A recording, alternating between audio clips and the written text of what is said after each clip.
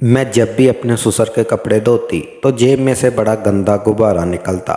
मेरी नंद घर में बैठी बूढ़ी हो रही थी। ससुर के घर आते ही नंद परेशान हो जाती और मेरी नंद के कमरे से सिसकियों की आवाज़ आती। जब मैं अपनी नंद से शादी का पूछती तो वो कोई जवाब नहीं देती और ससुर भी बहाने बनाते कि अभी जहेज़ के लिए पैसे नहीं हैं। एक रात नंद के कमरे में झांका तो देखा वहाँ ससुर और वो। मेरी शादी को 2 साल हो चुके थे और मेरी सास जिंदा नहीं थी। सिर्फ मेरी नंद और ससुर ही थे। एक दिन मैं अपने ससुर के कपड़े धो रही थी जब उनकी जेब से एक अजीब सी चीज़ मेरे हाथ में महसूस हुई। वैसे तो मेरी आदत थी कि मैं कपड़ों को चेक कर लेती थी, लेकिन शायद मुझसे गलती हो गई थी। मैंने जल्दी जल्दी इस चीज़ को बाहर निकाला तो वो चीज़ मेरे हाथ से फिसल गई और मैंने मुंह पर हाथ रख लिया। मेरी नंद दूर बैठी थी। उसने भी मेरा चौंकना देख लिया कि कुछ अजीब हुआ है। वो चलकर मेरे पास आ गई तो मैंने इस चीज़ पर कपड़ा रख दिया। वो पूछने लगी, क्या हुआ भाभी, अभी आपने क्या देखा, क्या मिला आपको? मैंने कहा, तुम्हारे पापा जी की जेब से कोई बड़ी ही अजीब चीज़ निकली है। हद होती है वैसे, ये किस किस्म की हरकतें करते फिरते हैं, वो भी इस उम्र में। वो कहने लगी, ऐसा भी हो गया होगा, बताइए तो सही। मैंने इस चीज़ पर कपड़ा हटा दिया। वो एक बड़ा सा गुब्बारा था जिसे देखकर मेरी नंद भी मुंह पर हाथ रख के एक तरफ को हो गई। मैंने कहा, आप बताओ, ये इनकी उम्र है ऐसे काम करने की? तो कहने लगी, मैं आपको बताती हूँ इसके पीछे क्या राज है। मैं ये सुनकर हैरान थी। एक बार उससे पूछकर मुझे और जानने की कोई दिलचस्पी हुई कि वो मुझे क्या बताएगी। फिर नंद ने मुझे ऐसी बात बताई कि मैंने अपने कानों को हाथ लगा लिया। मेरा नाम इकरा है। मेरी 4 साल पहले अदनान नाम लड़के से मंगनी हो चुकी थी और अभी तक वो लोग शादी नहीं कर रहे थे। उनके अलग अलग बहाने थे। कभी कहते कि हम घर बना रहे हैं तो कभी कहते हमारे पास पैसे नहीं हैं, हम नहीं तैयारी कर सके। मुझे याद है जब हमारी मंगनी हुई थी तो मेरी सास भी ज़िंदा थी, लेकिन अब तो मेरी सास भी इस दुनिया से जा चुकी थी। मंगनी के वक़्त मेरी नंद भी मौजूद नहीं थी। वो अपनी पढ़ाई के लिए शहर गई हुई थी। अब उसकी पढ़ाई पूरी हो गई। ऐसा लगता था कि सारी दुनिया के बहाने इन्हीं लोगों के पास हैं। पहले तो झूठे बहाने बनाकर, इनके पास पैसे नहीं, पहले घर बना लें फिर तेरी शादी करेंगे।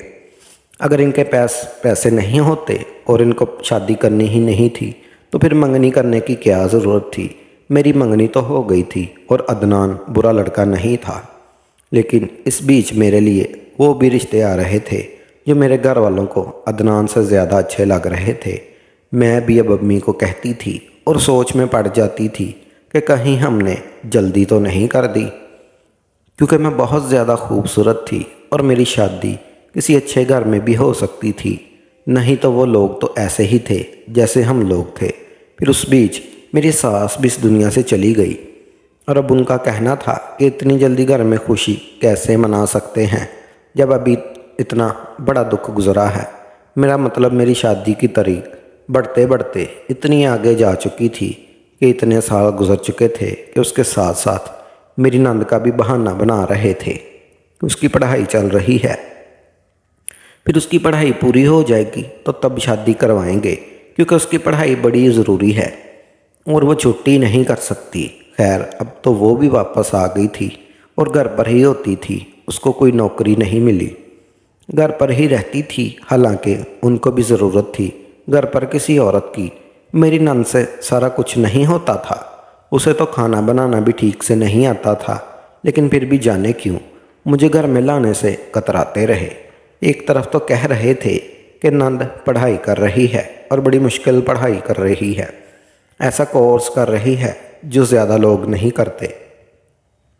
लेकिन जब मैं उसको एक दिन बाज़ार में देखा तो वो मेरे ससुर के साथ ही थी और शक्ल से ही अजीब लग रही थी, क्योंकि मंगनी में तो ये नहीं थी।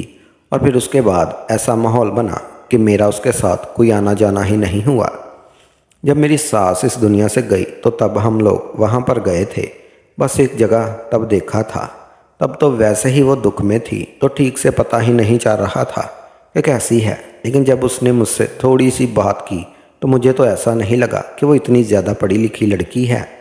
वो तो मुझे ऐसी लग रही थी जैसे उसने मुझसे भी कम पढ़ाई की है। मेरी अदनान के साथ मंगनी हो चुकी थी। इसलिए मैं उससे फ़ोन पर कभी कभार बात कर लिया करती थी।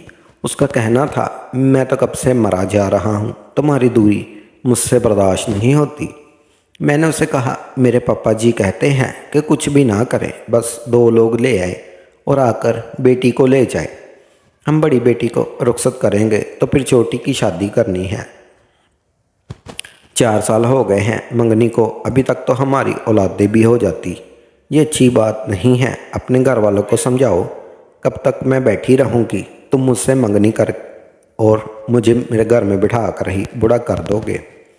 हम लोगों को एक दूसरे से 2 महीने में ही मोहब्बत हो गई थी और उसके बाद हमने ये साल किस तरह काटे थे ये तो हम दोनों ही जानते थे। बीच में कई दफ़ा ऐसा हुआ कि शादी की तारीख रखने की बात हुई, लेकिन फिर कटाई में पड़ गई। अब तो ज़्यादा ही वक्त हो गया था। मैंने कहा, मेरा ख़ानदान वाले मेरे पापा जी के कान भरते रहते हैं। पापा कहते हैं कि अब मज़ीद इंतज़ार करने की बजाय मेरा रिश्ता किसी और से कर दें। अदनान परेशान हो गया। उसने कहा, निकाह सादगी से ही करना था तो 4 साल इंतज़ार क्यों? जब मंगनी हुई थी तो कहा गया था कि 4 महीने बाद शादी होगी और अब 4 साल हो गए थे। मेरी दूसरी बहन का रिश्ता आ रहा था और उन लोगों को भी जल्दी थी। अब भी लोग बातें कर रहे थे, कभी मंगनी के बाद भी इतने साल तक कोई इतना इंतज़ार करता है भला? बस मेरे ससुर और मेरे होने वाले शौहर को 2 रिश्तेदार आए थे और मेरी नंद भी थी। शादी की रस्म होने लगी। मेरी नंद बड़ी अजीब किस्म की लड़की थी।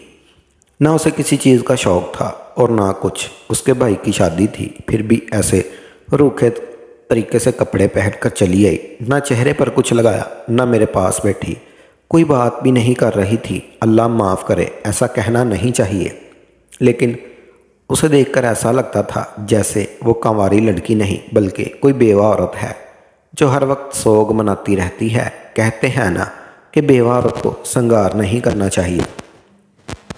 वो तो कंवारी लड़की थी और फिर उसके भाई की शादी थी। मानो तो उसकी माँ इस दुनिया से गए हुए ज़्यादा वक्त नहीं हुआ था, लेकिन जाने वाले के साथ कोई चला तो नहीं जाता। और 3 दिन से ज़्यादा मरने वाले का दुख मनाना भी अजीब बात होती है, क्योंकि हम सबको पहले से ही पता है कि हम सब ने एक दिन मर जाना है। ये कोई ऐसी बात तो नहीं जो किसी एक इंसान के साथ होती है और बाकियों के साथ नहीं होती। खैर, मेरी शादी हो गई। जिस तरह से सोची थी उस तरह से नहीं हुई। इस बात का बड़ा दुख था। मैं लड़कियों में से नहीं थी जिनके दिल में अपनी शादी को लेकर बड़े बड़े अरमान होते हैं कि मेरा दूल्हा घोड़े पर आकर बैठेगा, मैं ऐसा लहंगा पहनूंगी, ये करूंगी, वो करूंगी। लेकिन फिर भी शादी इस तरह से हुई थी कि जैसे शादी नहीं, बस मुझे लेने के लिए आए हैं। इसीलिए थोड़ा अजीब लग रहा था, पर फिर सोचा कि घर वाले भी इससे तंग आ गए थे।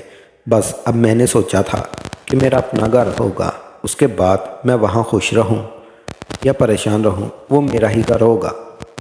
पर जब से मैं इस घर में आई थी और इस घर के बहू बनी थी, इस घर का एक हिस्सा बन गई थी, मैंने ये बात धीरे धीरे नोट करना शुरू कर दी थी कि इस घर में बहुत कुछ अजीब हरकतें होती थी।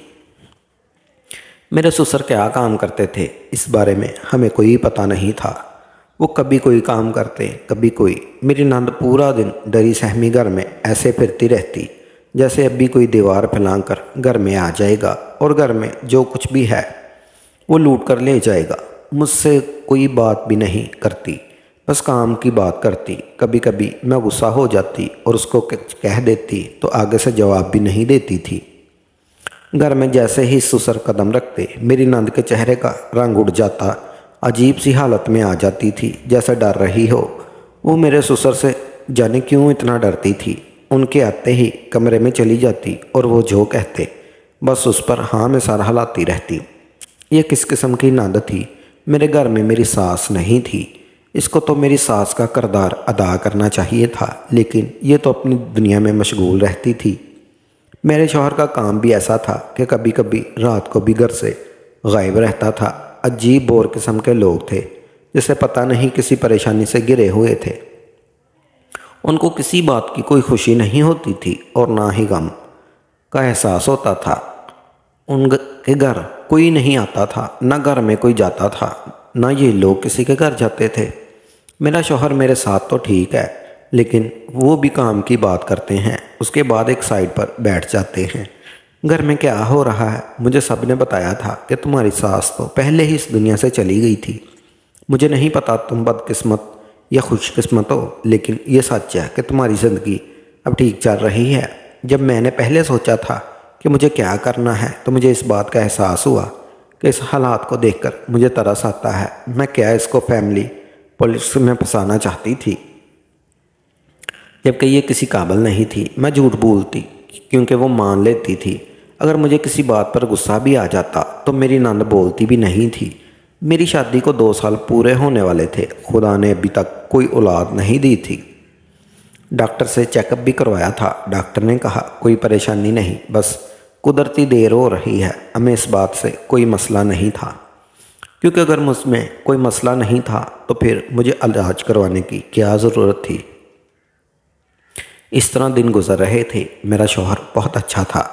रात को देर से आता था, लेकिन फिर भी 2 घड़ी बैठकर प्यार भरी बातें कर लेता था तो मेरी दिन भर की थकान उतर जाती थी। जब से मैंने अपने घर वालों को बताया था कि मेरी सास गुजर चुकी है, तो वो कहते थे कि फिर तो हमें तुम्हारी शादी अच्छे घर में करवाई है, इसलिए मुझे परेशान होने की कोई ज़रूरत ही नहीं थी। ऐसा ही था, मेरी ज़िंदगी में कोई परेशानी नहीं थी, सास नहीं थी, इसलिए मुझे किसी ने ये भी नहीं कहा कि अभी तक बच्चे क्यों नहीं हुए। किसी ने मुझसे उल्टे सीधे सवाल नहीं किए। लेकिन एक बात है, अगर मेरी सास जिंदा भी होती तो शायद वो इतनी बुरी नहीं होती, क्योंकि मेरी उनसे 2-4 बार मुलाकात हुई थी। वो बहुत अच्छी इंसान लग रही थी।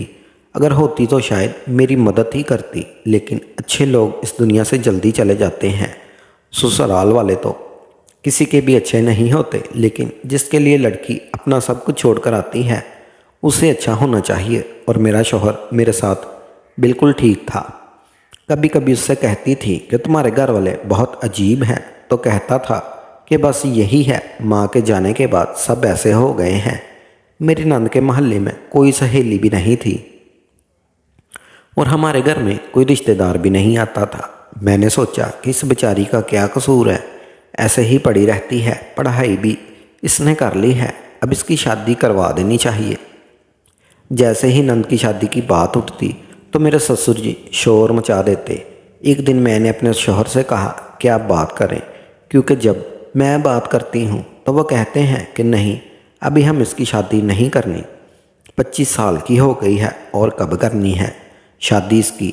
मुझे देखिए, मेरी शादी के 4 साल आप लोगों ने बर्बाद कर दिए, फिर भी अब मैं 22 साल की हूँ।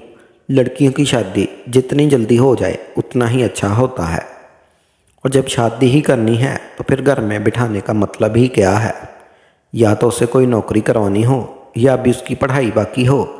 ना तो वो पढ़ाई कर रही है और ना ही नौकरी, फिर घर में क्यों बैठा के रखा है? हो सकता है वो बेचारी फिर भी शादी करना चाहती हो, तब भी तो कहीं खोई खोई रहती है, लेकिन अपनी ज़ुबान से ये सब कुछ बोल नहीं रही।